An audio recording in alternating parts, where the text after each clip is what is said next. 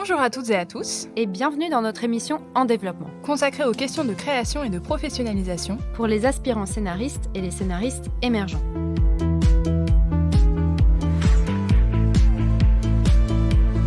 En développement, le labo des scénaristes. Je suis Rosalie Tenaillon-Chacal Et je suis Marianne Chapelle. En développement est né de notre volonté de créer un espace de discussion entre pairs autour des questions qu'on se pose en tant que jeunes scénaristes. C'est donc un podcast de discussion collective pour lequel à chaque épisode, Rosalie et moi convions un ou deux invités pour parler avec nous d'une thématique liée à l'émergence. L'épisode 3 d'En développement va se consacrer à la question de rencontrer les autres scénaristes, mais aussi les autres corps de métier de l'audiovisuel, et notamment les productrices. Quelle place faut-il accorder au réseau quand on commence le métier de scénariste ? Quel lieu de rencontre existe pour les auteurs ? Et par quels moyens y accéder ? Pour échanger autour de ces questions, nous accueillons aujourd'hui deux invités, respectivement productrices et scénaristes, Mia François et Sébastien Perret. Bienvenue. Merci d'avoir accepté notre invitation pour ce 3e épisode d'En développement. Pour commencer, est-ce que vous pourriez rapidement présenter votre parcours et nous dire aussi quelle a été votre galère de la semaine en tant que scénariste ou productrice ? Sébastien, si tu veux commencer. Déjà, merci de m'inviter. Moi, j'ai eu un parcours qui s'est peu à peu spécialisé dans l'écriture.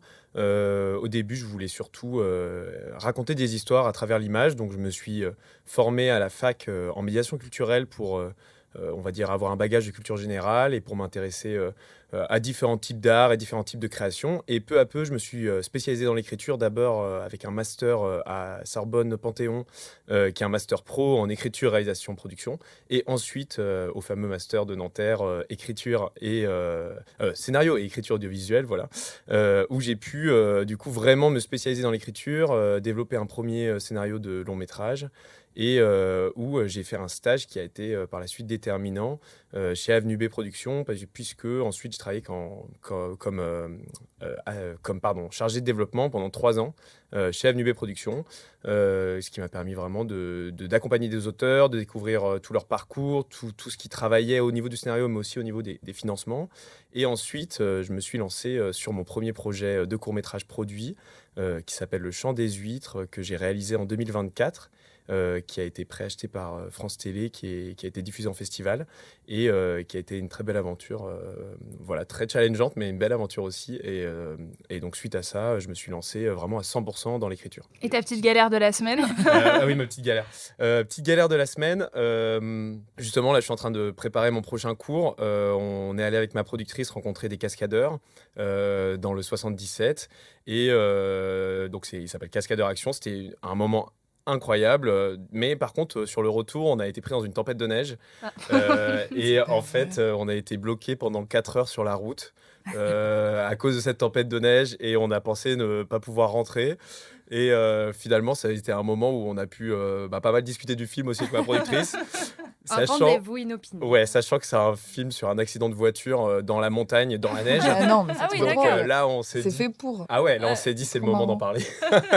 Donc voilà, ça a été une belle galère. On savait pas trop comment s'en sortir, mais finalement, ce huis clos a permis aussi de pas mal discuter du projet et puis de plein d'autres trucs. Inspirant. Ouais, c'était inspirant. Voilà, on est content d'en être sorti quand même. Trop marrant, j'adore. J'adore découvrir ton parcours en direct comme ça, c'est très bien. C'est super. Et moi, donc Mia, j'ai fait la licence et le master de Paris 8 à Saint-Denis, qui est la fac gratuite, libre, anarchiste même, je dirais, Paris 8.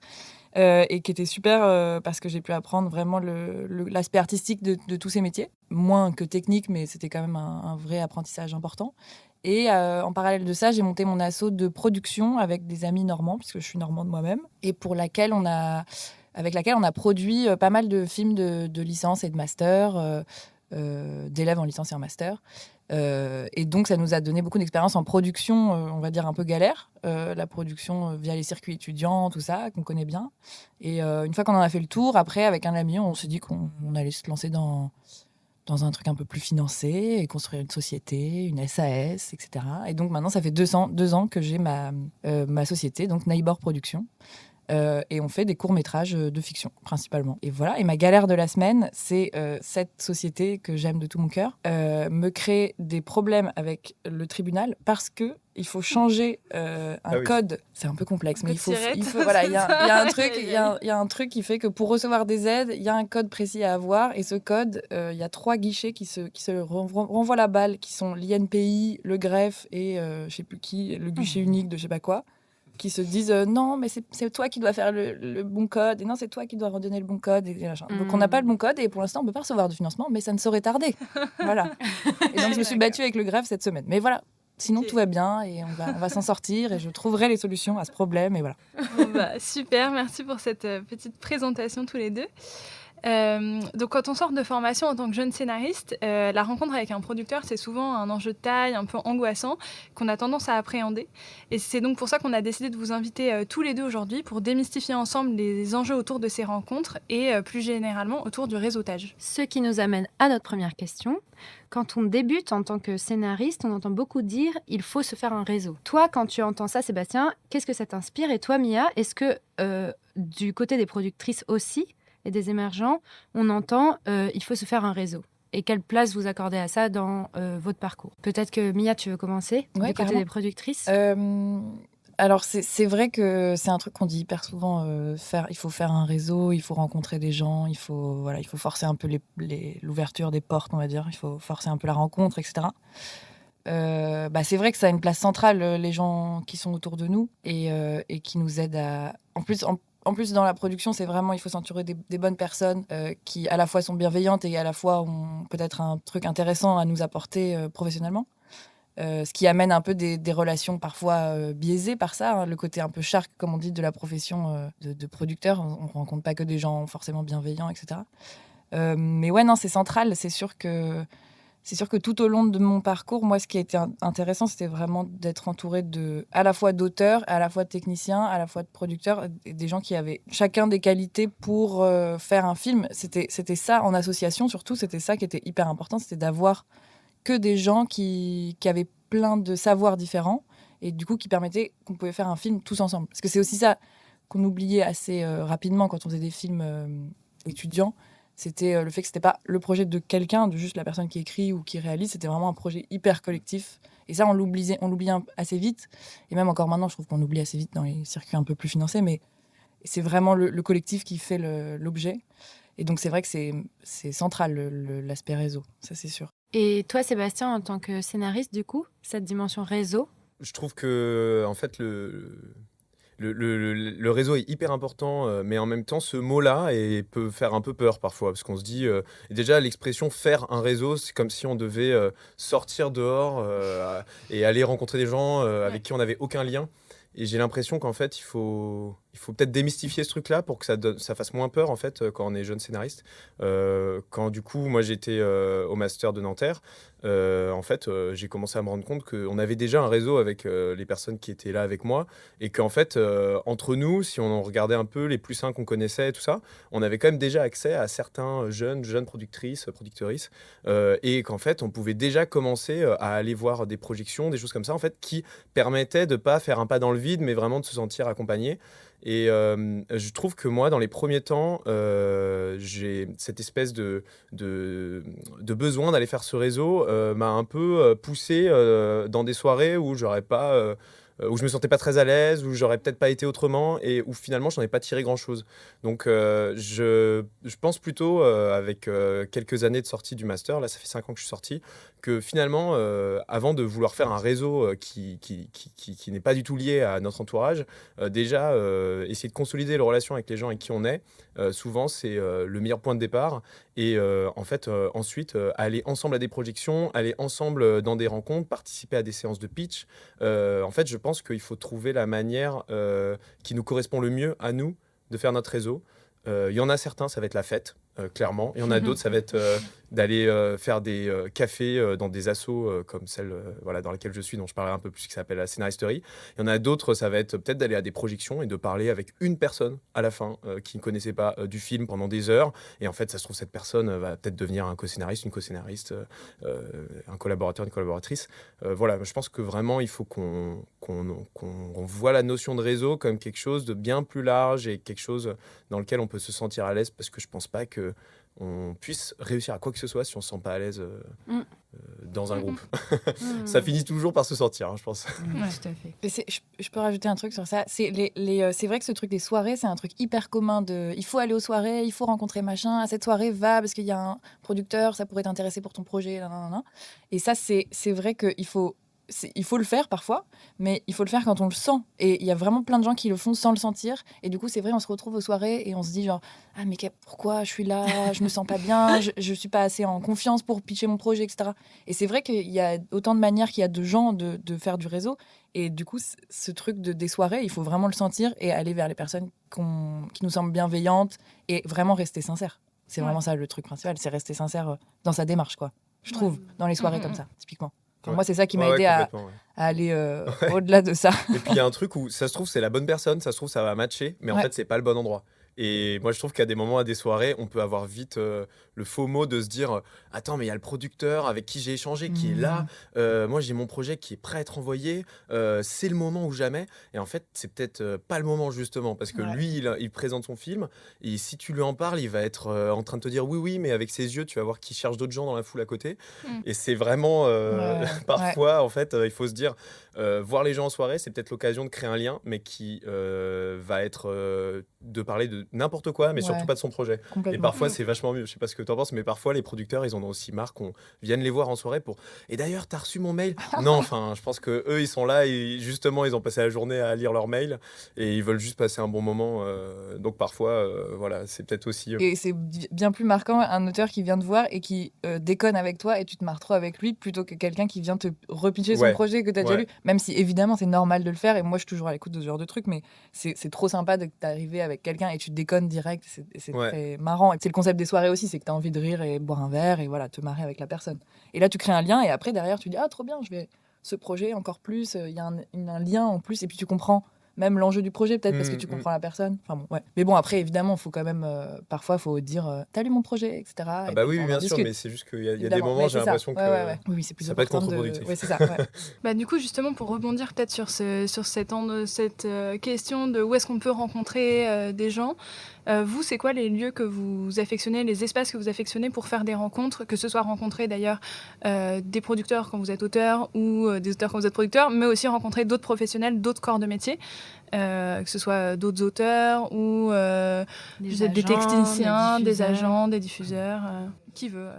Moi, je peux parler du coup de la Scénaristerie si vous voulez un peu. Je trouve, pour le coup, c'est une association de scénaristes qui a été créée il y a une dizaine d'années, qui s'est, on va dire, développée autour de 2 ateliers de long métrage, qui accompagnent chaque année 6 projets dans chacun de leurs ateliers, et qui aujourd'hui compte plus de 500 membres et qui organise énormément de d'événements de rencontres avec, pour les jeunes scénaristes émergents, mais aussi pour les scénaristes plus installés déjà. Et ça crée vraiment des ponts. On organise aussi des appels à petites annonces pour faire collaborer les gens. Donc moi, je trouve que personnellement, ma réponse, ce serait une association. Je trouve que c'est l'espace pour moi, pour un scénariste émergent, pour justement avoir plein de possibilités de créer du lien avec d'autres scénaristes. Et parfois, nous, ce qu'on organise aussi, c'est des rencontres entre différentes associations. Donc, on organise des rencontres avec la SRF pour que des autrices-auteurs qui ne veulent pas réaliser rencontrent des cinéastes qui ne veulent pas écrire. Il y en a pas mal. Et on essaie aussi d'organiser ça avec des productrices et producteurs. Donc, pour moi, une association, c'est un espace de sociabilisation dont on peut s'emparer, en fait, dont chaque personne, chaque membre de l'asso peut s'emparer en étant élu au conseil d'administration ou tout simplement en proposant des systèmes de rencontres. Et personnellement, je vois qu'à la Scénaristerie, tout ce qu'on met en place avec les différents événements permettent à des personnes très différentes de pouvoir créer du réseau ou bien pouvoir créer du lien avec d'autres gens en fonction de ce qu'ils préfèrent faire. Donc typiquement, il y a des apéros le soir, C'est pas forcément les mêmes personnes qu'on va retrouver aussi au rendez-vous du matin, donc à partir de 9h30, souvent le matin. Voilà. Il y a des projections et des tables rondes. Il y a aussi les ateliers du coup d'écriture qui sont vraiment des lieux de pépinière de projets. À la fin, il y a des pitchs devant des producteurs, des productrices avec des pots qui sont organisés. Nous, on a toute une base de données de productrices, producteurs aussi. Donc voilà, moi je dirais ouais, l'association. C'est vrai que l'associatif, c'est un truc que je trouve, pour rebondir un peu, important. Ce podcast, il est produit par l'association À l'Affût, que nous, on a cofondé avec des camarades quand on était en études en cinéma à Lille. Et du coup, l'association, elle existe depuis, je dirais, 8 ans maintenant. Et c'est vraiment la structure qui nous a appris à faire du cinéma. Nous, on était plutôt dans des études théoriques de cinéma. Et c'est par l'associatif qu'on a mis la main à la pâte. Au début, on tournait tous sur tous les postes techniques. Donc, en fait, par exemple, moi, je me suis très vite rendu compte que je n'étais pas machinot, par exemple. Enfin, voilà. Mais ça permet quand même de faire ses armes et puis de se rendre compte, ce que Mia, tu soulignais tout à l'heure, que les projets de films, c'est extrêmement collectif, en fait. Et je pense que quand on est scénariste, aspirant scénariste ou scénariste émergent, on commence par le bout très solitaire du métier. Et qu'en fait, faire un film, c'est vraiment passer du scénario qui est un peu le truc solitaire en jeu, quoi, au nous. Et je trouve que quand on oublie ce passage-là en tant que scénariste, on n'écrit pas pareil les films. Quand on les écrit en ayant l'expérience du plateau, en ayant l'expérience du collectif, je trouve, parce qu'on sait que quand on pose quelque chose au scénario, par exemple comme, je ne sais pas, une course de chameaux dans le désert, ça va impliquer des enjeux de production très importants. Et donc la connexion, elle est quand même... cette expérience-là, moi, je la trouve enrichissante et c'est par l'associatif perso que je l'ai fait. Et je rencontre aussi beaucoup de scénaristes autour de moi, soit qui viennent de sortir d'études, soit qui sont un peu plus avancés, qui ont aussi eu des expériences associatives ou des expériences de collectif de scénaristes, parce que c'est vrai que ça revient beaucoup dans le discours, dans les études des collègues, etc., que c'est un métier très solitaire et qu'il faut réussir à sortir de cette solitude. Je pense que, du coup, la scénaristerie, c'est un chouette lieu. Et il y a aussi des collectifs d'auteurs qui se forment souvent à la sortie des études ou autres. C'est vrai que c'est super. En fait, j'allais dire autre chose, mais c'est vrai que l'aspect structure, je pense, pour un scénariste qui, à la base, en effet, est très seul, puisque c'est un métier vraiment. Le concept, c'est écrit seul sur ton bureau, quoi. C'est vrai que l'aspect structure crée forcément une attente de quelqu'un d'autre vis-à-vis du scénariste. Je sais que nous, par exemple, on va beaucoup demander à nos auteurs qui arrivent avec un projet d'écrire le suivant. Quand ils s'ennuient, quoi, on va dire, quand ils sont plus sur celui-ci, qui déjà pensent au suivant, pensent au long, pensent au prochain cours. Parce que du coup, ça crée aussi un truc de quelqu'un t'attend, en fait, avec ton scénario, et tu le fais pour quelqu'un, et du coup, il y a une suite. Et ça, c'est quand même assez plaisant pour à la fois les scénaristes et à la fois les producteuristes qui, du coup, les suivent. Mais c'est vrai que l'aspect structure, je pense, aide beaucoup. Et moi, c'est via l'association que j'ai beaucoup, beaucoup aussi rencontré de gens. Vraiment principalement, et parce qu'on avait cette structure, ça créait les rencontres, et du coup les gens qui disaient mais vous avez une asso, mais est-ce qu'on peut aider, machin. Ça, c'est vrai que ça aide absolument. Et puis il y a plein de, comme tu dis, il y a plein de biais. Il peut y avoir des apéros et puis des cafés le matin et puis tout ça, ouais. Mais sinon, ce que je voulais dire à la base, c'est que pour moi, les rencontres qui ont donné le plus de résultats, on va dire, c'était vraiment aux projections. Les projections de gens à droite à gauche, mais encore une fois, c'est organisé par un collectif en général, une asso, un truc. Mais chaque projection, j'ai rencontré des gens, on avait un feeling, et ensuite on se recontactait pour autre chose, et voilà. Mais à chaque fois, c'était ça qui a mis, on va dire, la pièce dans la machine au départ, quoi. C'était, du coup, quand tu dis tu rencontrais sur les projections, tu rencontrais les gens qui projetaient leurs films, ou tu rencontrais aussi d'autres gens qui étaient venus voir la projection? Ouais, exactement. D'autres gens, tu te retrouves à discuter, tu bois un verre, machin, tu connais, on a une personne en commun. Mais tu fais ça dans la vie. Ben moi je fais ça. J'ai ce projet.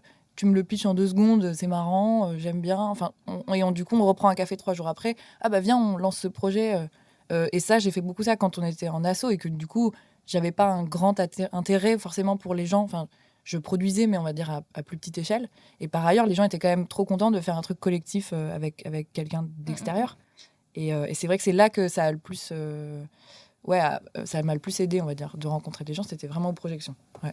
Et comment t'expliques que ce soit les projections? Est-ce que c'est parce qu'il y a un objet visionné commun sur lequel tu peux te discuter? Du coup, tu peux voir un peu les lignes artistiques des gens avec qui tu parles? Je pense qu'il y a ça, et puis il y a le fait qu'on est tous là pour la même raison, un peu, tu vois. On est tous là parce que, on connaît le milieu, et puis on fait partie de ce milieu, en fait, et donc on a tous un lien avec. Et donc, la soirée, à la projection, tu vas avoir des machinaux, autant que des comédiens, autant que des producteurs, autant que des acteurs, enfin, tu vois. Tu as tout ça, et du coup, même parfois, je me retrouve à rencontrer des acteurs, des actrices, et je m'en souviens pour plus tard, pour un autre projet ou ce genre de truc.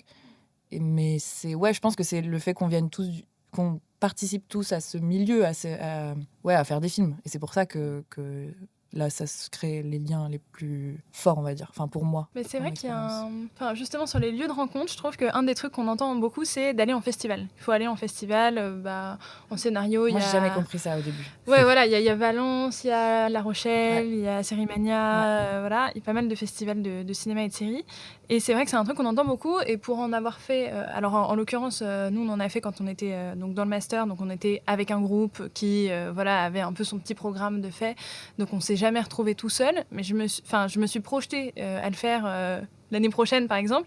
Je me suis dit, oh là là, mais qu'est-ce que je vais aller faire toute seule à La Rochelle, alors que oui, je connaîtrais certainement quelques personnes qui y vont, parce que voilà, mais enfin, c'est quand même potentiellement très solitaire. Hyper. Et en même temps, on entend partout que les auteurs, c'est aussi là qu'ils rencontrent des producteurs, des productrices, que, moi j'étais en stage à un moment en développement, et les directrices littéraires, elles étaient bookées sur toute la durée du festival avec des rendez-vous auteurs.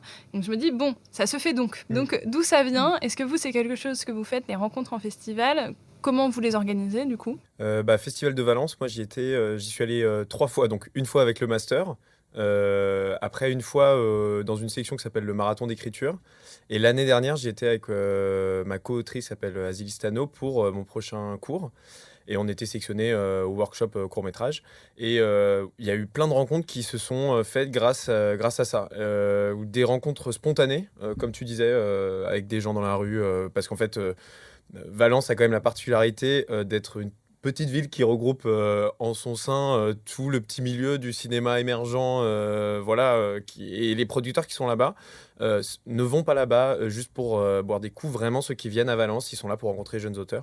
Souvent, c'est des producteurs aussi qui sont émergents. Et moi, je pense qu'il y a aussi un truc à faire chez les jeunes scénaristes où parfois, ils veulent aller vers des boîtes de prod, mais qui sont tellement installées qu'en fait, elles produisent déjà presque plus de cours, et qu'elles sont en train de passer au long, et qu'elles produisent juste les cours de leurs auteurs qui sont en train de passer au long. Et je pense que les scénaristes, il faut aussi, et je m'inclus dedans, qu'on ouvre un peu plus nos horizons sur les nouvelles boîtes de prod qui sont en train d'arriver, parce qu'il peut y avoir un côté un petit peu snob parfois, à pas vouloir se dire « Ah non, mais c'est une boîte de prod, a été créée il y a 2 ans, il y a 1 an, tu vois, elle a peut-être pas fait encore de trucs que j'ai vus en festival. » Et en fait, Valence, pour moi, c'est justement là où on rencontre les prods de demain, en fait, les prods qui vont demain être celles qui vont être installées, et c'est les prods avec qui, en fait, tu vas pouvoir déployer et développer une vraie belle relation. Donc, festival, oui, mais peut-être qu'il faut y aller soit parce que tu es sélectionné, parce que du coup ça donne déjà je veux dire, un label qui te permet de rencontrer plus facilement les gens, un accompagnement, soit parce que d'un point de vue matériel tu peux être logé par des gens ou tout ça, parce que moi je pense qu'aussi les festivals ça peut être un gouffre de temps et financier, parce qu'on n'est absolument pas aidé, même parfois quand on est sélectionné, mais parce que c'est un modèle précaire. Mais voilà, par exemple, moi cette année, je vais aller quasiment dans aucun festival parce que je sens que je vais perdre trop d'argent à le faire, et qu'en fait c'est peut-être une période où il faut plus que je prenne du temps pour développer mes projets, et que j'ai pas de gens qui peuvent me loger à gauche à droite, et en fait c'est super cher, quoi. Oui, c'est Donc mais il y a des sections parallèles, par exemple Valence, le marathon c'est super, ils prennent pas mal de jeunes auteurs, autrices. Et après il y a des assos, par exemple je sais qu'il y a Séquence 7 qui fait des trucs de pitch et tout aussi à La Rochelle. Voilà. Enfin, il y a plein de trucs en fait qui sont intéressants dans les festivals. Je pense qu'il faut regarder les sections parallèles pour essayer de rentrer dedans. Ouais, tu conseilles d'y aller avec quand même soit un accompagnement d'une structure, soit parce que tu as quelque chose à y faire, entre guillemets, d'un peu. Tu trouves que ça aide à... Moi, je trouve, parce que c'est quand même un vrai engagement financier, en termes de temps, en termes d'énergie, tout ça. Je pense que ça vaut vraiment la peine de regarder, parce que tous les festivals sont en train de développer plein de petites sections parallèles et tout, de pitch, de machin, parfois qui sont même pas organisés par le festival, mais par exemple avec Clermont, il y a plein d'assos assos qui pitchent là-bas. Et en fait, c'est super. Et les assos, en fait, elles vont sélectionner chacune 5-6 profils. Et parfois, c'est des petites assos. Donc, ils reçoivent pas énormément de projets. Donc, c'est aussi l'occasion de le faire avec eux, quoi. Et du coup, finalement, tu vas pitcher à Clermont. Ce qui est quand même vraiment génial. Et c'est pas Clermont-Ferrand qui a organisé ça, mais c'est une asso qui est habilitée par Clermont-Ferrand à le faire. Donc ça, c'est vraiment des trucs que je conseille, qui sont chouettes. C'est vrai qu'y aller juste pour les rencontres spontanées, c'est un peu technique parce que si t'en fais pas ou si t'es tout seul à errer dans la rue ou dans une terrasse de café et que tu fais une rencontre spontanée, t'es trop content, mais tu peux vite te remettre en question ta vie entière. Qu'est-ce que je fais là et pourquoi je fais ce métier en fait depuis le début. Donc c'est vrai que ça c'est compliqué. Mais après, en effet, y aller dans le cadre d'une structure, vous y êtes allé du coup avec le master. C'est ça, en tant qu'étudiant. Ouais, moi aussi j'ai fait ça avec le master, donc du coup c'était super d'aller. On est allé à Cannes, c'était trop bien, le rêve. Et puis dans d'autres petits festivals et plus petits on va dire. Et c'est super parce que du coup ça donne une légitimité déjà parce que t'es avec tous les gens qui font le même, qui aspirent au même métier que toi. Donc on a envie de voir plein de films, on a envie de rencontrer des gens, etc. Mais c'est pas l'endroit où tu te professionnalises le plus, ça c'est sûr. Et après là cette année on va à Clermont avec mon associé et en fait on prend des rendez-vous avec tout le monde. Mais on ne comprenait pas l'intérêt des rendez-vous. On était en mode qu'est-ce qu'on va leur dire, etc. Mais en fait, on va voir, par exemple, il y a une commission en Normandie où on a affaire toujours à la même personne. Toujours à la même personne qui traite notre dossier. C'est pas elle qui décide, mais elle traite le dossier. Là, on prend rendez-vous avec elle et au moins on la rencontre. Et il y a un truc de genre, on s'est eu au téléphone toute l'année pour 3 dossiers différents. Salut, comment ça va? Ça se passe comment ton métier? Et on crée un lien un peu plus concret aussi. Donc ça, c'est vrai que c'est cool de pouvoir concrétiser certains liens. Mais c'est vrai qu'il faut y aller un peu en ayant, en tout cas, un truc à y faire, quoi. C'est sûr que... Après, on peut aussi y aller et regarder plein de films. Trop bien. Quand tu dis que tu... Ouais, évidemment. Ça, c'est un kiff quand même. Oui, c'est ça. Oui, à la base, c'était pour ça que j'y allais. C'était un peu le rêve. Heureusement qu'il y a des gens qui vont en projection. Oui, c'est ça. Mais oui, donc quand tu dis que tu y vas en prenant des rendez-vous, est-ce que tu cherches à rencontrer aussi des auteurs ou et est-ce que du coup c'est des gens que tu connais avec qui tu reprends contact ou est-ce que c'est des auteurs qui te contactent et à qui tu réponds et tu dis très bien allons-y ou est-ce que Moi j'ai pas pris là on n'a pas pris de rendez-vous avec des auteurs parce que on s'est dit dans ce contexte à Clermont on rencontrera des gens peut-être qui voudront prendre un café avec nous. Là pour le coup je compte sur le truc spontané. Après on a des auteurs avec qui on bosse ou on compte bosser qui nous ont dit on va à Clermont, on se voit là-bas. Et donc là, on sait que ça va créer aussi un lien sur place et qu'on va concrétiser aussi un lien, voilà, tout ça.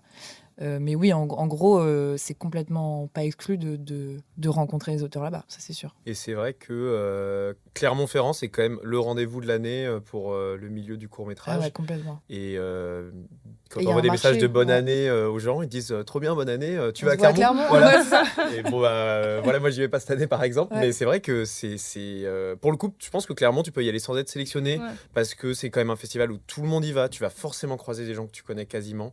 Et c'est très bon enfant. Et puis il y a l'univers aussi qui est quand même un chouette lieu, c'est le bar, voilà, mais où tu croises forcément des gens. Oui, mais par exemple à Valence, nous avec ma co-autrice, on avait sollicité pas mal de rendez-vous. Et en fait, on était très étonnés de voir qu'il y avait énormément de réponses favorables. En fait, les prods qui viennent notamment à Valence sont là pour rencontrer des auteurs. Comme c'est pas un festival de projection, c'est un festival de pitch, ils viennent voir les pitchs et surtout, ils sont là pour rencontrer les auteurs. Les gens, Et on a tendance à s'auto-censurer, je trouve, et à se dire... on va pas déranger la personne parce que je pense qu'elle est très sollicitée. En fait, il y a un truc où tu te dis on se reverra à Paris, mais non, en fait, à Paris, ils sont les producteurs sont dans un milliard d'enjeux dans tous les sens. Ils ont pas le temps forcément de prendre un café. Par contre, quand ils se déplacent en festival, d'une certaine manière, c'est un temps dédié où ils peuvent rencontrer, j'ai l'impression. Ça, c'est fait pour ça. Enfin, moi, franchement, je sais qu'on a bien plus le temps. On est une semaine à Clermont, donc c'est hyper long, mais on a bien plus le temps à Clermont de rencontrer des gens qu'à Paris où on met des semaines avant de pouvoir rencontrer quelqu'un dont on a lu le scénario il y a un mois, parce qu'il y a trop de trucs sur le feu, et qu'à Clermont, on travaille moins de nos ordis, quoi. On est plus dans la rencontre et la spontanéité, donc forcément... Mais ça, je suis d'accord, il faut complètement oser envoyer un message de on se rencontre et tout. Surtout qu'en général, nous, je sais qu'on est trop curieux de rencontrer des gens, même si on va pas suivre les projets derrière, on est trop curieux de rencontrer la personne. Ouais, pour finir ça, par exemple, ma co-autrice, juste, elle envoyait même des messages, elle n'avait pas de projet à proposer, mais c'était juste pour savoir un petit peu ce sur quoi, quel était, selon les producteurs, c'était plutôt sur la télé, comment ils sentaient le marché, qu'est-ce qu'ils voyaient que les grandes chaînes attendaient, enfin voilà, c'était en fait, et les producteuristes étaient hyper intéressés par le fait de pouvoir faire des petits rendez-vous courts de 20 minutes où ils vont pouvoir apprendre à se connaître et puis parler un petit peu de ce qu'ils ont l'impression que le milieu recherche. Donc ouais, c'est franchement le conseil, c'est si jamais vous allez en festival, je pense pour une bonne raison, faut vraiment pas hésiter à solliciter les gens, notamment à Clermont ou à Valence où les Ouais. producteuristes sont vraiment là pour ça, quoi. Justement, du coup, une fois qu'on a sauté le pas et qu'on s'est dit, nous allons rencontrer des producteuristes, ou bien pour les producteuristes, nous allons rencontrer ces scénaristes, quel est l'enjeu pour vous d'une première rencontre? Qu'est-ce que vous recherchez lors de ces premières rencontres? Est-ce qu'il y a des signaux qui vous font dire, ce scénariste, cette productrice, j'ai très envie de travailler avec lui, elle, ou bien au contraire, oulala, je vais courir dans l'autre sens. Voilà, peut-être Mia, tu veux commencer? Bah, c'est marrant parce que j'ai eu un rendez-vous il y a quelques mois avec un auteur. J'ai jamais eu de rendez-vous. Je me suis dit, oulala, au secours. À chaque fois, ça se passe franchement bien, les gens sont sympas. Après, voilà, on peut pas suivre le projet ou suivre. Il y a quelques mois, on a eu un rendez-vous avec quelqu'un. On lui fait des retours sur son scénario. Et vraiment, c'est-à-dire qu'il n'écoute pas. Enfin, il y a un truc de genre, ouais, mais je pense que c'est pas ça qui raconte le scénario dans le fond. Donc, et nous, on disait, bah nous, c'est ce qu'on a lu en tant que spectateur, zéro, et on n'est pas dans ta tête. Donc peut-être que ça veut dire qu'il faut un peu écouter parce que voilà, on est spectateur zéro, on sait pas ce que tu as voulu raconter, et ce qui en ressort, c'est ça. Et il était en mode non, non, mais je pense pas. Voilà. Et donc le fait de quelqu'un qui n'écoute pas, je pense que c'est vraiment ça, c'est vraiment mon red flag. Il voulait pas bosser en fait, je pense avec toi. Ouais, c'est ça. Mais c'est lui qui faisait la démarche, tu vois, de vouloir nous rencontrer et tout, et qui disait bon bah à la fin du rendez-vous, bon bah trop cool, on se tient au courant pour la prochaine version et tout. J'étais en mode bah non, enfin pas du tout. Parce que du coup il y a un truc où il y a pas d'écoute quoi. Donc ouais, c'est assez particulier. Ok, donc tu dirais, quand il n'y a pas d'écoute, pour toi, c'est quand même un signal fort de ça va pas être possible de Ouais, collaborer. voilà. Mais après, sinon dans l'ensemble, il y a des projets qui sont pas, par exemple, des projets qu'on n'a pas de coup de cœur, mais par ailleurs, la rencontre est tellement chouette, la personne est trop sympa, on a un feeling, on rigole, on a des points communs, on regarde les mêmes films, enfin ce genre de trucs, et on va quand même vouloir travailler avec, et puis amener vers une autre écriture ou ce genre de truc. Il nous est même arrivé au tout début de suivre un mec. Son projet nous bottait pas trop, mais en fait on l'a quand même suivi parce que c'était trop sympa, et au final aujourd'hui on bossait encore avec lui sur le projet qu'on a emmené du coup vers un horizon qui nous plaisait un peu plus et qui lui enrichit encore plus le projet. Donc franchement ouais, c'est vraiment un truc de sensation, je dirais, de rencontre, et de est-ce qu'on s'entend bien avec la personne ou est-ce qu'on s'entend pas.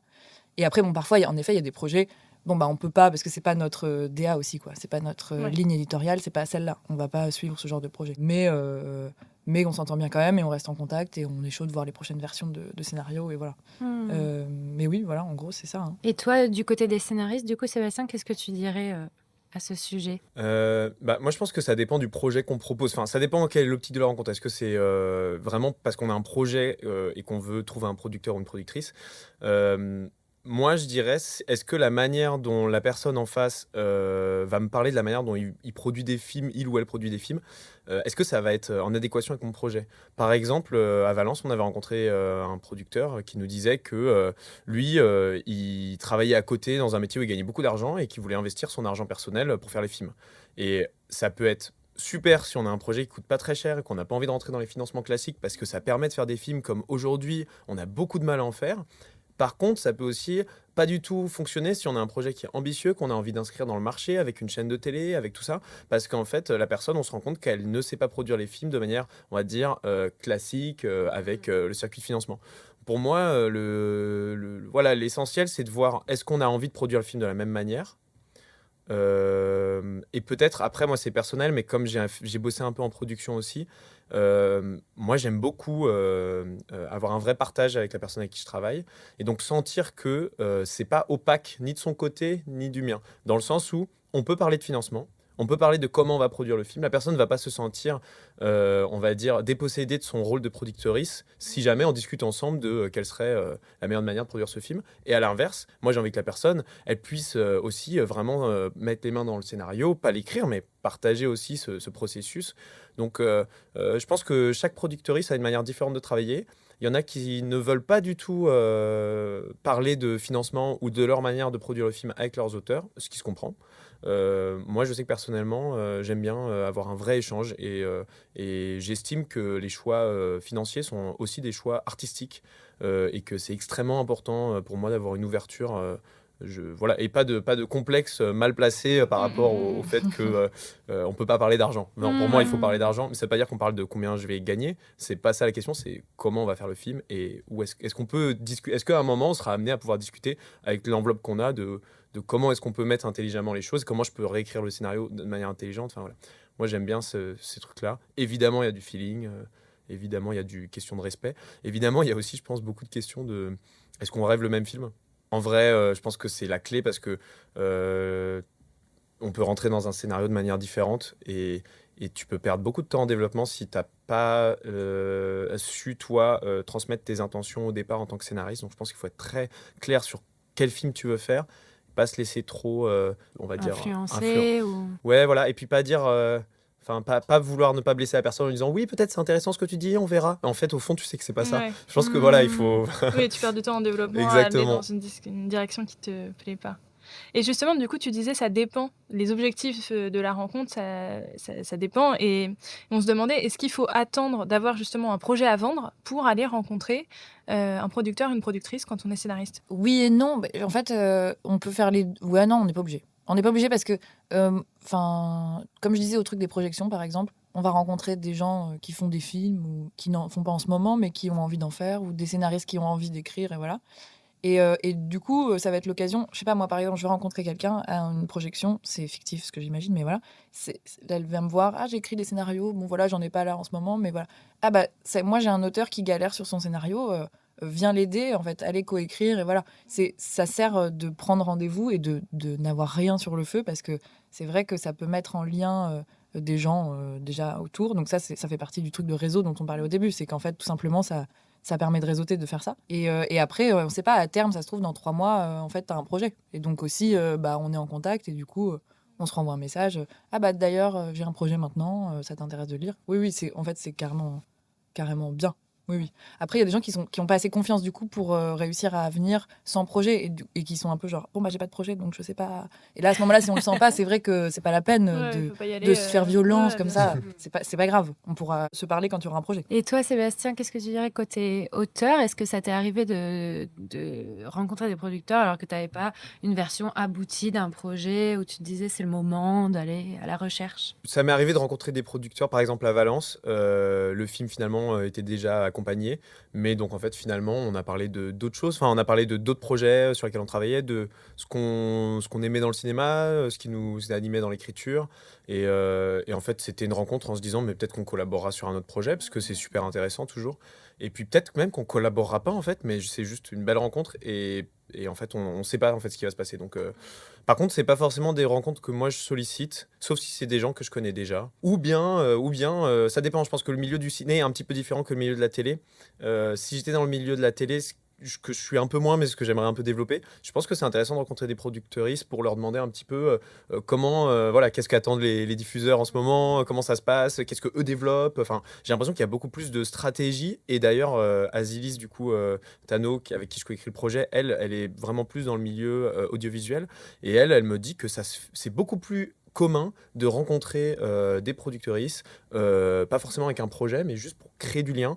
Et son agente l'envoie très souvent faire des rencontres. Donc, elle fait beaucoup de rencontres. Et moi, je trouve ça super. Mais le milieu du cinéma fonctionne moins comme ça. Et je pense que voilà, il faut aussi avoir conscience que les producteurs RIS, ils ont un temps qui est limité. Donc, soit ils sont au courant que tu vas les rencontrer, mais que tu n'as pas de projet et que c'est juste pour prendre un café, discuter. Et c'est trop cool. Mais il faut pas leur vendre un truc que tu vas pas leur donner parce que sinon je pense que ça peut créer un petit malaise. C'est vrai que c'est peut-être un petit peu plus pernicieux le milieu du cinéma dans le sens où il y a un côté un peu déjà le réel il est un peu sacralisé, donc c'est vrai qu'il y a un côté un peu genre oui j'ai un projet, je viens vous voir. C'est beaucoup de drague en fait dans le ciné, j'ai l'impression. Je me rends pas compte dans la télé non plus, mais j'ai l'impression que c'est un peu plus cash. Pistache. Ah oui, peut-être, ouais. Tu vois, ouais. Mais bon, et dans le ciné, il y a un côté un peu genre drague pro à fond. Et c'est vrai que ça peut créer ce truc de qu'est-ce que tu viens me voir si t'as pas de projet, machin. Mais bon, après, franchement, moi, j'essaye de pas faire ça du tout. Je trouve ça plus intéressant de rencontrer les gens, quoi qu'ils aient un projet ou pas, voilà. Mais c'est vrai qu'il peut y avoir cette différence. C'est vrai que moi, de l'expérience que j'ai eue en développement, du coup, série, où j'étais en stage, j'ai eu l'impression que, en fait, donc moi, j'étais surtout avec des directeurs et directrices littéraires qui rencontraient les auteurs, mais principalement des auteurs qu'ils connaissaient déjà. En fait, ils rencontraient des auteurs qu'ils connaissaient déjà et qui venaient... Voilà, les auteurs les sollicitaient et ils se faisaient un petit rendez-vous en mode « What's up ? Qu'est-ce que tu as de nouveau dans ta besace en ce moment ?» Et c'était effectivement un échange bilatéral où les prods disaient aux auteurs « Nous, en ce moment, voilà un peu les lignes directrices que nous ont données les chaînes.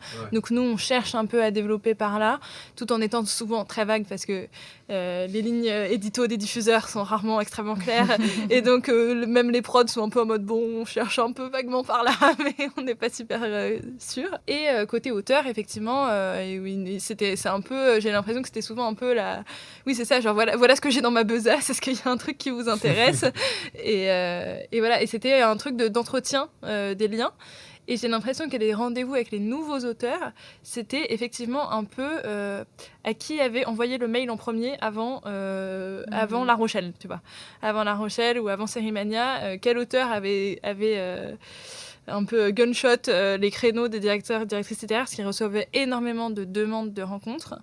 Et du coup, ils acceptaient de rencontrer des nouveaux auteurs qu'ils ne connaissaient pas. Je ne sais pas s'ils se renseignaient à chaque fois sur le profil des gens ou si juste ils acceptaient un peu comme ça. Mais du coup, c'était un peu le seul moment, j'ai l'impression, où ils prenaient vraiment le temps de rencontrer des auteurs nouveaux. Et sinon, les nouveaux auteurs, ils ne les rencontraient que après avoir lu un projet qu'ils avaient bien aimé. Et soit qu'ils voulaient accompagner, soit qu'ils étaient peut-être pas prêts à accompagner, mais où ils trouvaient qu'il y avait vraiment du potentiel et ils se disaient cet auteur-là pour la suite, quoi. On a envie de savoir qui c'est. C'est vrai qu'il y a une grosse différence pour le coup entre le cinéma et l'audiovisuel sur cette question, j'ai l'impression, parce que dans l'audiovisuel, il y a quand même une demande, quoi. Des chaînes, des diffuseurs, etc. Ouais. Côté cinéma, on cherche quand même des projets neufs mais sans attente côté diffusion en quelque sorte. Et oui, pardon, mais pour poursuivre l'échange sur cette question de rencontre producteur-auteur, on voulait aussi vous demander tout à l'heure les autres corps de métier que vous rencontrez, quels sont les premières interactions que vous avez avec d'autres corps de métier? Est-ce que du côté des scénaristes, on parle par exemple des rencontres avec les agents? Du côté des producteuristes, est-ce que vous allez souvent au contact des diffuseurs? Les agents, c'est un peu un grand... Ce sera l'objet d'un épisode en soi. Ah oui, mais on peut introduire le sujet. Attends, toi, t'as un agent? Ouais, j'ai un agent. Ouais. Okay. Oui, j'ai changé d'agent récemment, mais oui, j'ai un agent. Et comment est-ce qu'on rencontre un agent? Comment est-ce qu'on crée un lien? En fait, c'est très mystérieux, ça dépend vraiment beaucoup de chaque personne. Moi, ça a été parce que à ce moment-là, j'étais en train de signer un contrat, mais d'un court-métrage. Habituellement, ce qu'on entend, c'est plutôt qu'il faut venir voir un agent quand on a un contrat de long-métrage. Mais en même temps, tout est possible. Donc, en l'occurrence, j'avais pas mal d'amis qui étaient représentés par cette personne. J'avais un contrat et donc c'était un moment où elle pouvait encore prendre une ou deux personnes. Et puis, elle a beaucoup aimé le cours que je développais. Et ça s'est fait comme ça sur une rencontre. Voilà. Mais les agents sont super dans leur capacité à pouvoir te permettre de rencontrer les personnes que tu as envie de rencontrer. Je pense qu'il ne faut pas forcément attendre d'un agent qui te fasse rencontrer des personnes auxquelles tu n'avais pas pensé. Enfin, il peut, il peut te proposer des personnes et tout ça, mais j'ai l'impression, en tout cas, moi, la manière dont je travaillais avec mon agent, c'était que j'avais un projet, je voulais rencontrer 5-6 personnes, on réfléchissait en fait ensemble à qui on pouvait contacter, et ensuite, en collaboration, on se disait, bon, toi, tu es peut-être plus proche de cette personne, vas-y, moi, en vrai, cette personne, je peux l'avoir au téléphone, j'y vais. Donc ça permet en fait d'accélérer et de faciliter le réseautage pour le coup, la rencontre et puis d'avoir une rencontre privilégiée. Est-ce que toi, Mia, en tant que productrice, tu as des interactions avec des agents avant de rencontrer, que ce soit les auteurs, les acteurs, etc. Plus au niveau des actrices, parce que c'est vrai que dans le court-métrage, après peut-être dans le long, ça changerait un peu. Quoique là, on a un auteur qui a un agent aussi. Enfin, c'est vrai que dans le court-métrage, ils n'ont pas encore d'agent. En général, nos auteuristes, ils sont en recherche justement, et avec les contrats qu'on fait, ils peuvent aller chercher des agents. Mais c'est plus avec les acteurs, actrices qu'on a affaire à des agents. Et c'est vrai que j'avoue que c'est particulier. c'est un métier que je trouve particulier, mais bon, voilà. Les agents et les producteurs sont pas forcément les meilleurs amis du monde. Non, après, je comprends. Enfin, je comprends. Mais en court-métrage, c'est un peu compliqué parce qu'en fait, on va avoir envie de rencontrer des acteurs, ou d'avoir des acteurs sur nos films, des actrices qui sont donc en agence, et les agents n'aiment pas trop les courts-métrages. Et donc, en général, ils répondent jamais. Et donc, il faut plus passer par directement l'acteur, l'actrice. Voilà, ce qui se fait, en fait, et qui marche très bien tout seul. Hein. Mais c'est vrai que le fait qu'on n'ait pas de réponse des agents et des agentes, c'est un petit peu, c'est un petit peu méprisant, je trouve. Mais bon, voilà. À terme, on s'entendra, j'imagine, sur les projets, voilà. Attends, on a parlé d'un autre corps de métier. Parce qu'on parlait des Diffuseur. agents pour les auteurs, mais les diffuseurs. Diffuseurs, là, à Clermont, donc je dis les rendez-vous qu'on va avoir, ça va être beaucoup avec des diffuseurs, justement, parce que c'est clé, en fait. Parce qu'il y a ce truc, en effet, de la télé où c'est plus des commandes, comme tu disais tout à l'heure. Enfin, plus. Il y en a beaucoup. Et en cinéma, c'est vrai qu'il n'y a pas trop de commandes, mais le fait de pouvoir être en contact avec des diffuseurs et qui connaissent ce que tu fais comme genre de projet permet qu'ils te suivent un peu du coin de l'œil et qu'à un moment, en fait, tu as un projet qui peuvent correspondre. Et tu regardes un peu leur ligne édito. Qu'est-ce qu'ils veulent à peu près, qu'est-ce qu'ils prennent plus ou moins. Et grâce à ça, après, dans ton plan de financement, tu te dis, il y a ce diffuseur, c'est vrai qu'on s'était rencontrés, il nous a dit, parce qu'en plus, je me coupe moi-même, mais Non, mais en plus, les diffuseurs, ils ont des lignes édito officielles, et puis ils ont un peu des trucs officieux qui disent pas trop, mais qu'en fait, ils prennent vachement en compte derrière quand tu envoies le projet. Typiquement, dans les plans de financement et les devis, ils cherchent des trucs particuliers. En fait, ils cherchent à ce que tu aies 50%, 70% des financements acquis pour arriver sur le projet. Ça, ils le disent pas quand on envoie le projet. Donc, c'est bon à savoir. Ou pareil, ils disent, nous, on veut un truc qui va au festival de l'Alpe d'Huez, quoi. Donc, en fait, s'il y va pas, ça marche pas. Ce genre de truc. Donc ça, c'est bon à savoir dans les rencontres. Et justement, pour le coup, là, il faut prendre rendez-vous vraiment... avec juste des questions et sans projet aucun, juste dire voilà, j'ai plein de questions, raconte-nous tout, ta ligne édito, pourquoi tu prends les projets, pourquoi tu les prends pas. Et c'est là qu'on comprend mieux comment ça fonctionne. Question difficile, je pense, mais on voulait quand même vous la poser. Elle est peut-être mystérieuse et peut-être que vous n'aurez pas forcément les réponses, mais comment vous diriez qu'on transforme une première rencontre avec un producteur, une productrice ou bien un scénariste qu'on a apprécié en une véritable collaboration? Quelles sont les étapes? On vous laisse 2 minutes pour réfléchir. C'est la réponse un peu bateau, mais je pense que c'est propre à chaque rencontre. Après, quelles sont les étapes? Alors, je dirais première étape, on s'entend bien. Ouais. Parce qu'on va devoir bosser... Enfin, ça paraît un peu léger, mais en vérité, c'est vraiment très important parce qu'on va devoir bosser, même pour un court-métrage, peut-être 3 ans, 4 ans sur le film. Et c'est tellement frustrant de bosser 3 ans, 4 ans sur un film qui va faire 20 minutes maximum environ, qu'on a intérêt à vraiment bien s'entendre. Et on va traverser des tempêtes ensemble, des réécritures successives, des refus, parfois même pas de réponse. Donc c'est vraiment une collaboration qui doit être heureuse. Deuxième chose, pour moi, c'est on rêve du même film. Ce que je disais, c'est on projette le même film, on veut faire le même film. Donc pour moi, pour que ça marche... Pardon, mais ça, tu le définis... Ce truc de on rêve le même film, tu le définis à travers des références communes, comment tu... Ouais, alors t'as raison. Pour moi, ça passe en 2 étapes. 1, quand on se rencontre, on en parle, ce qu'on veut faire, tout ça. 2, le scénario, mais aussi la note d'intention. Et là, le scénariste, il a un boulot très très important de la note d'intention, qui est plus ou moins facile en fonction des personnes. On a plus ou moins de facilité à l'écrire, mais qui est vraiment pour moi la clé et qui est pas juste quelque chose qu'on va faire pour les financements parce qu'on nous le demande. C'est avant tout un outil de communication de nos intentions profondes avec nos collaborateurs, collaboratrices et la première personne qui va se mettre sur le projet, le producteur, la productrice. Pardon, mais moi je trouve même que la note d'intention, elle permet aussi de clarifier pour soi-même. Ouais. Exactement. Par moment, c'est clé, ce qu'on est en train de... Ce qu'on est en train de faire. Exactement. La première étape, c'est de la faire pour soi. Ouais, ça, c'est certain. C'est certain. Il y a des personnes, en fait, d'ailleurs, on écrit tous sur les films avec plus ou moins de conscience de ce qu'on raconte au fond. Et je pense que souvent, on a besoin de plusieurs versions d'écriture pour savoir ce qu'on raconte vraiment. Mais en fait, cette note, elle va évoluer au fur et à mesure. Mais je pense que pour moi, du coup, comment savoir que tu rêves le même film avec le ou la productrice, c'est vraiment en fait cette note. En fait, c'est une clé de lecture de ton scénario pour toi-même, mais aussi pour la personne en face. Et si la personne, elle te lit, et ça peut arriver, elle te dit ah ouais, j'avais pas imaginé ça du tout, tu vois. Là, tu me dis, et dans la note d'intention, c'est pas juste, on va prendre une caméra portée à l'épaule et on va filmer très proche des visages des acteurs. Enfin, c'est vraiment plus quelque chose d'incarné sur vraiment l'atmosphère du film, sur, au fond, quelque chose de personnel qui t'a Ouais, touché, très que t'as intime en envie de... fait. Voilà. Ouais.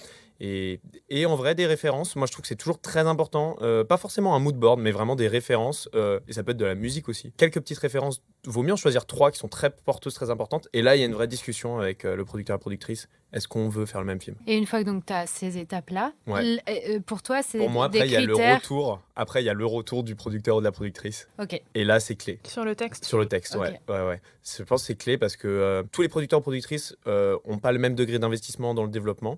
Et on leur demande pas. Moi, honnêtement, je suis tout à fait prêt à travailler avec quelqu'un qui va moins s'investir. Mais par contre, c'est pas la quantité qui est dite, c'est ce qui va être dit en fait. Comment c'est dit déjà? Comment c'est dit en fait? Comment c'est amené d'un point de vue de bienveillance, de respect? Et après, est-ce qu'il y a de la profondeur dans les retours? Est-ce qu'on sent qu'il y a une vraie démarche où on sent que la personne va s'investir sur le long terme, où on sent qu'elle elle a analysé bien, elle a bien senti les choses? Et la discussion qu'il y a sur ces retours.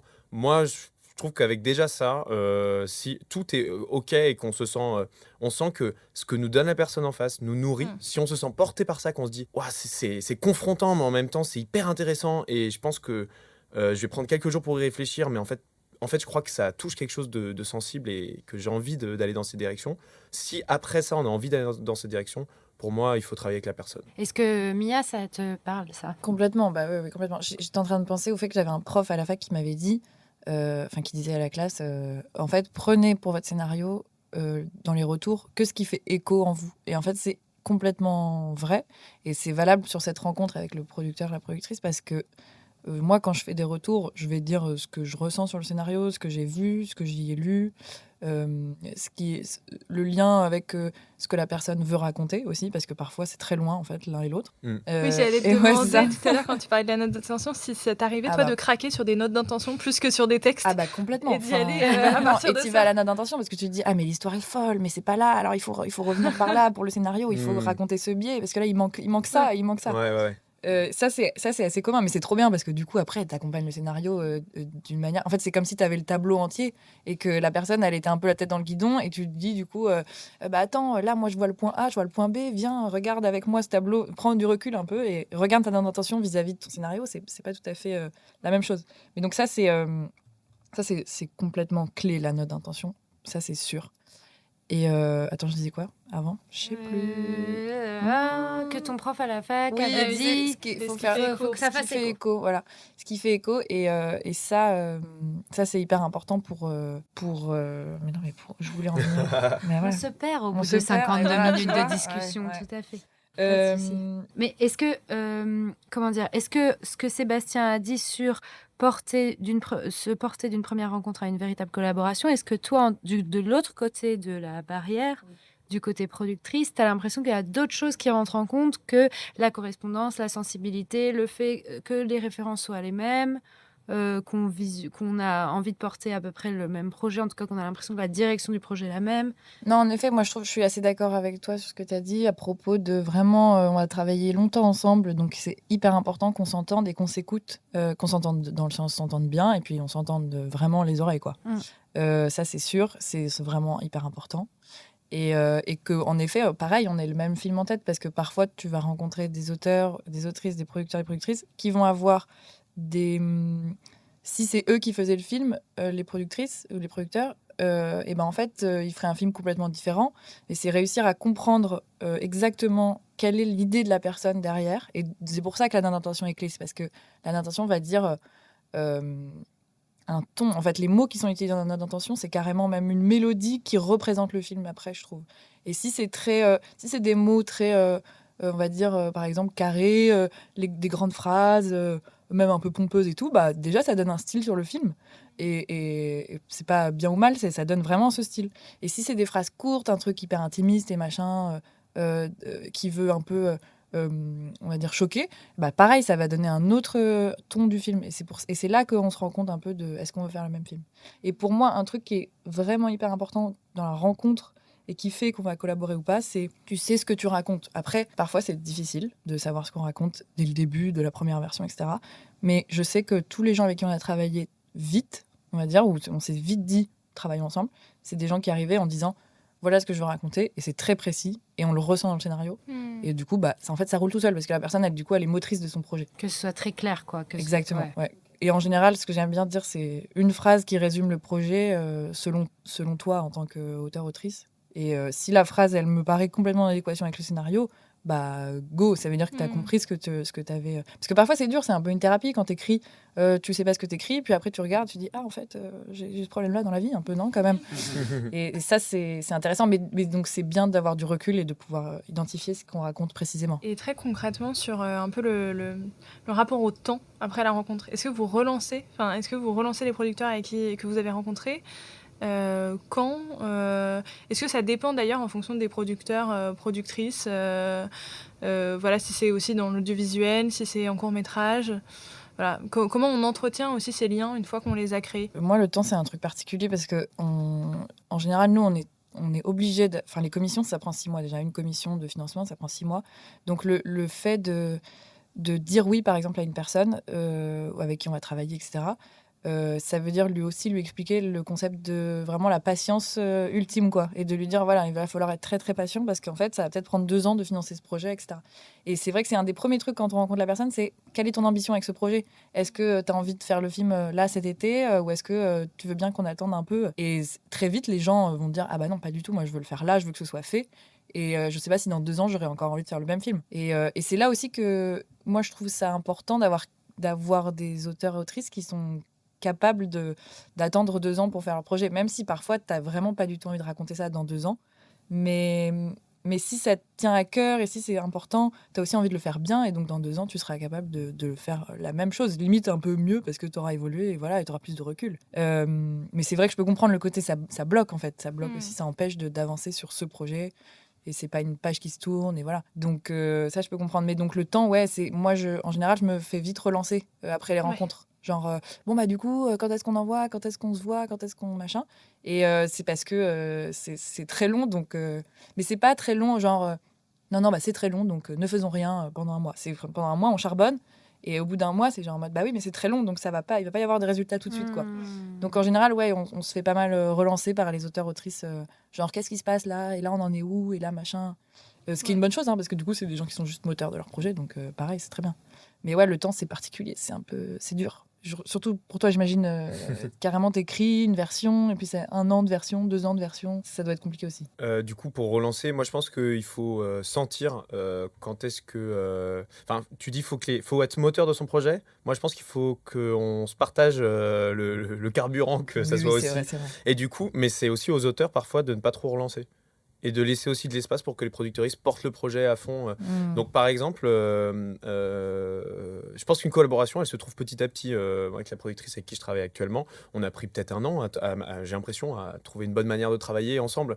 Et c'est-à-dire qu'on travaille bien ensemble, mais la gestion du temps, des relances, voilà. En fait, il faut comprendre comment la personne elle fonctionne. Il y en a qui aiment pas être relancés, qui aiment faire leur truc de leur côté. Il y en a qui ont besoin d'être relancés. Enfin, je sais pas, faut. Et parfois, c'est la bonne personne, mais c'est juste pas le bon moment. Et moi, j'avais rencontré une productrice, c'est elle qui m'avait sollicité pour faire un rendez-vous, donc c'est rare. Et lors de rendez-vous, elle avait vu mon premier cours, elle avait bien aimé, elle m'a dit voilà, j'aimerais bien lire ce que tu fais, les prochains trucs. Et moi, je voulais trop bosser avec elle et sa société parce que j'adorais ce qu'ils faisaient, il y avait un très bon feeling et tout.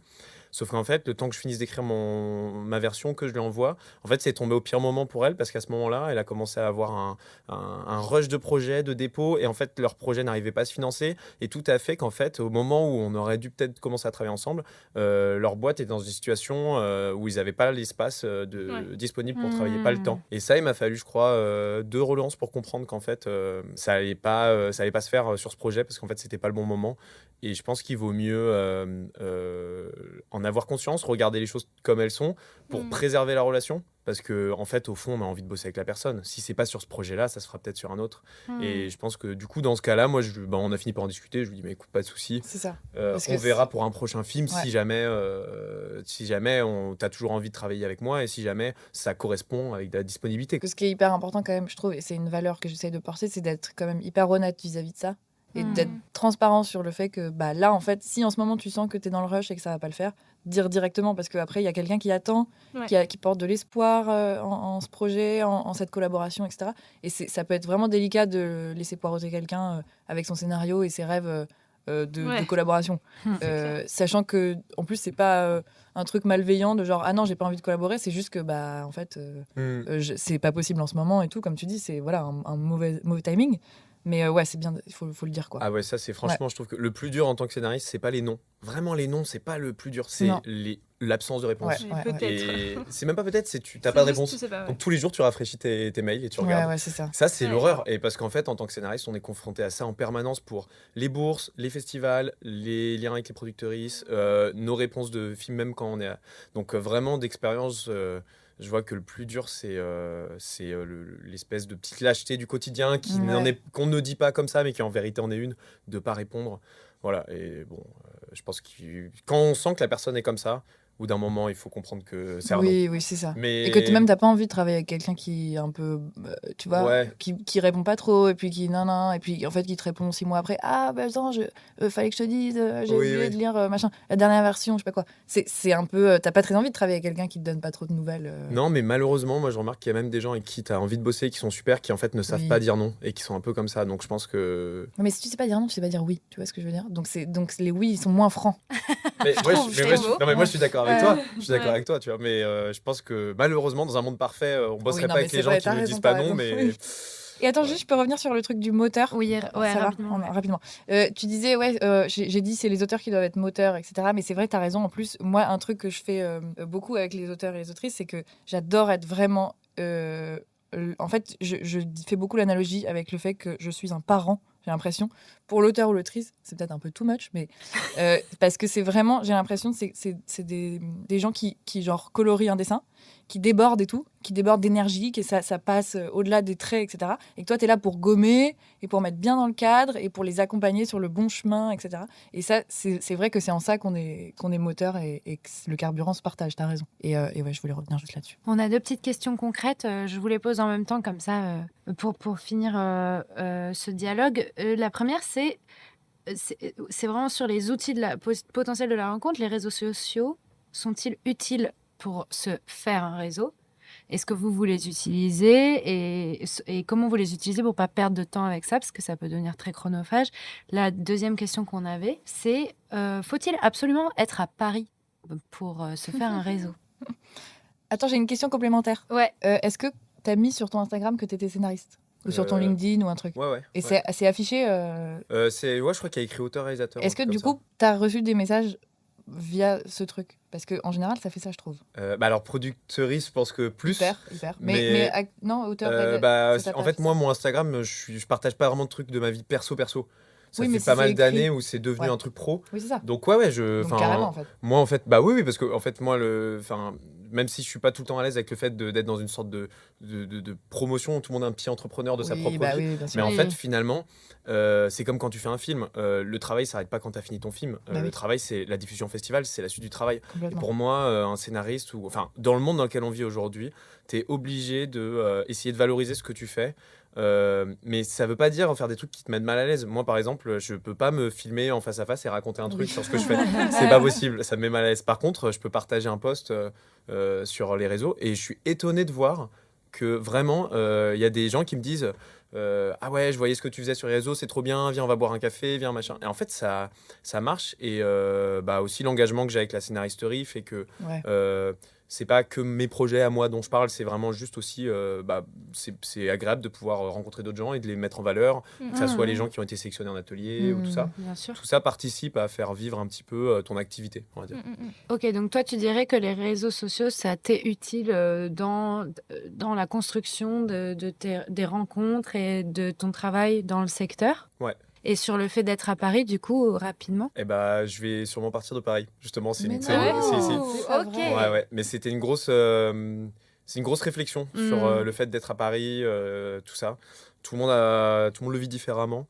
Je pense que au début, c'est important. Enfin, j'ai envie de dire quand même, c'est important au début.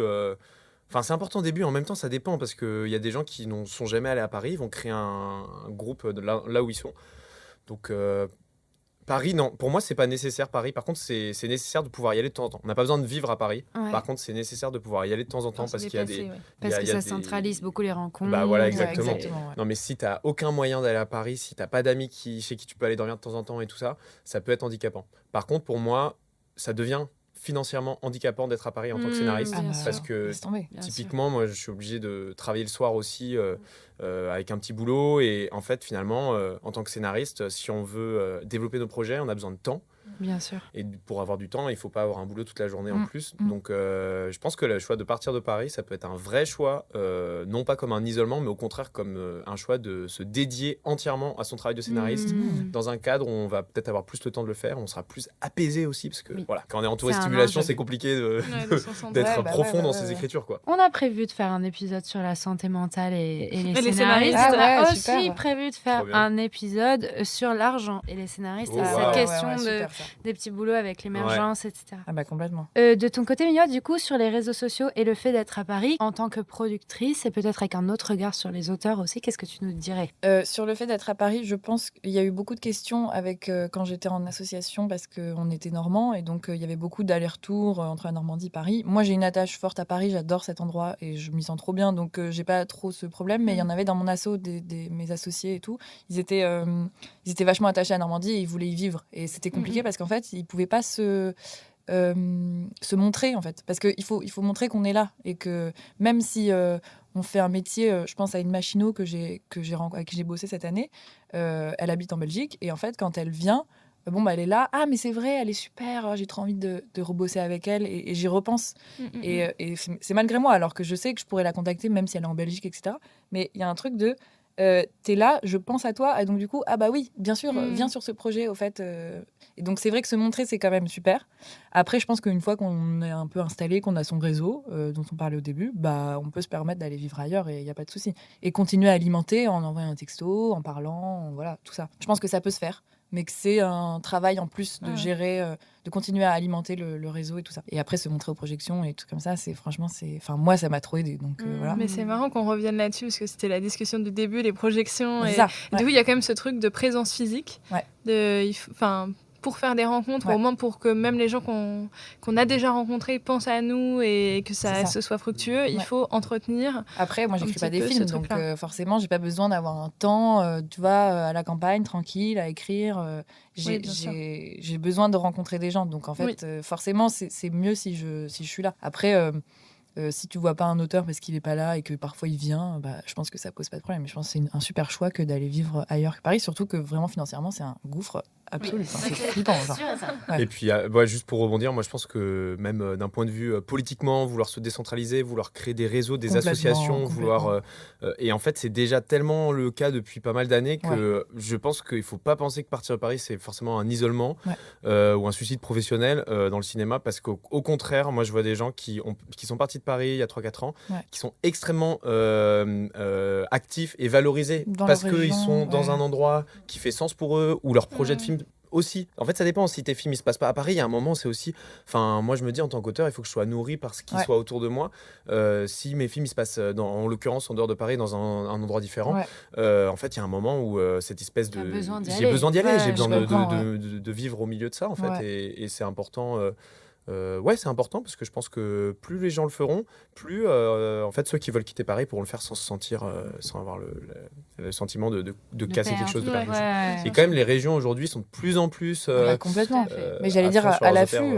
Oui, nous on est des Hauts-de-France, tout à fait. Bah, c'est ça. Et on est lillois. Ce podcast, voilà. Non, tout à fait. Et nous on tourne la majorité de nos films dans les Hauts-de-France. Bah, c'est ça. C'est une région ultra dynamique. Ouais, carrément. Et c'est grâce à ce genre d'association que la région est hyper dynamique. Enfin, Oui, tout le truc Victa Novo, c'est grâce à ça aussi. C'est une association, machin. Donc ça, c'est clé. Et pour les réseaux, juste hyper important. Parce que le moment où on a écrit producteur ou productrice sur son Insta, on a reçu vraiment, mais une dizaine de mails dans la semaine. Ah ouais, ouais, franchement. Waouh. De T'as gens... essayé, hein? Je te jure. De gens qui envoyaient par curiosité ou qui voulaient nous rencontrer juste comme ça pour la rencontre et tout. Donc là, ça a créé des rencontres directes. Et puis c'est ça, comme tu dis, c'est une vitrine, hein, c'est pas un truc trop perso. En fait, très vite, ça devient une vitrine de ce que tu proposes. Voilà. Mais bon, moi je pense que c'est important. Et après, LinkedIn, j'ai découvert parce que franchement, je comprenais pas l'intérêt. Et là, j'ai compris. Tout le monde raconte son expérience, son parcours. Tu peux en savoir un peu plus sur le parcours des gens et te dire cette personne, trop intéressant, je mets en Mais ça, contact avec y l'autre. compris sur des scénaristes, etc. Parce que pour le coup, moi, j'ai l'impression que les côtés auteurs, LinkedIn, c'est un peu mort et que tout est sur Insta, quoi. Instagram, ouais. Ah ouais, ok. Et je me rends pas compte parce que moi, j'aime bien aller voir le LinkedIn des auteurs parce que je peux voir un peu dans quoi ils ont bossé aussi. Ouais. Parce que sur Ok. Insta, je vois pas forcément où est-ce qu'ils ont bossé, je vois ce qu'ils ont fait et c'est Ouais. trop cool. Mais dans quoi ils ont bossé, genre est-ce qu'ils ont été serveurs ou est-ce qu'ils Ouais. ont bossé chez Canal ou est-ce que c'est intéressant de savoir tout Bien ça, sûr, je trouve, ouais. sur Oui, le t'as parcours raison. de la personne. Oui, parce qu'il y a plein de reconvertis en plus dans le scénario. Ouais, donc complètement, il y a complètement. souvent une vie professionnelle avant, Ouais. avant le scénar. Bon, après, c'est un peu voyeuriste ce que je dis, mais c'est vrai que tu peux pas discuter avec la personne en direct et il te dit oui, j'ai bossé chez Canal, Ouais, mais j'étais t'as serveur. cette curiosité, je pense. Voilà, au début. ouais, c'est Mais ça. du coup, je pense pour les réseaux, c'est le conseil un peu de tout le monde, c'est genre en mode, si t'as un réseau, il faut que tu l'alimentes et que cette vitrine-là, elle te représente. Ouais. Sinon, tu pars du réseau. Oui. Il vaut mieux. Parce que tu vois, typiquement, Oui. LinkedIn, ce que tu dis, si toi tu t'es dit, mon compte LinkedIn, ça fait genre 10 ans que je l'ai pas non, alimenté. ouais. Et en fait, si les gens vont voir dessus et qu'ils voient qu'il y a rien, ça peut donner une Oui, impression c'est vrai, un c'est peu vrai. moyenne. Enfin, Mm, moi, j'ai cette Non, impression-là. t'as raison. C'est pour ça que je suis pas, par exemple, je suis que sur Insta et LinkedIn vite fait, mais du coup, je vais le réalimenter un peu. Ouais. ce que je viens de dire. Mais voilà, et je pense que c'est important de pas être sur des trucs sur lesquels ça donne pas l'image que tu as envie de donner de toi. en Oui, fait. c'est vrai. Et merci beaucoup. C'est déjà la fin de notre échange. Merci d'avoir été avec nous pour échanger sur ce vaste sujet de la rencontre dans le secteur audiovisuel. Après avoir évoqué votre galère de la semaine en début d'épisode, on va finir sur une note un peu plus positive. Est-ce que vous pourriez nous partager votre joie professionnelle de la semaine ? Oui. J'ai eu un préachat d'une télévision. Bravo. Je suis très contente. Bravo. Oui, pour un projet qu'on adore et qu'on va faire cette année. Donc, je suis très heureuse. Trop bien. Ouais. C'est votre premier préachat. C'est notre premier préachat ok, ever. waouh. Bravo. Merci, Ça merci. se fête. Ouais, ça se fait, exactement. Et toi, Sébastien? Moi, c'était une session de coécriture du coup qui s'est super bien passée et qui fait avancer le projet, qui fait avancer aussi, je pense, la manière de travailler avec un ou une co-scénariste. Ça pourrait d'ailleurs être un sujet, mais je trouve que c'est Une prochaine transition toute trouvée, épisode. car c'est Magnifique. notre prochaine. Waouh, magnifique. C'est Ok. fou ce qui se passe. C'est dingue. Bon, j'étais au courant, je dois le dire. Non, je plaisante. Merci beaucoup. C'est la fin de notre 3e épisode. Merci, chers auditeuristes, d'avoir écouté En Développement. Merci à Marion Delaby pour l'enregistrement sonore et la post-production, à Valentin Tenaillon pour le jingle, à Emma Branjon pour notre charte graphique et à Félix Ferreira da Silva pour la communication. On vous dit à très vite pour notre prochain épisode. À bientôt!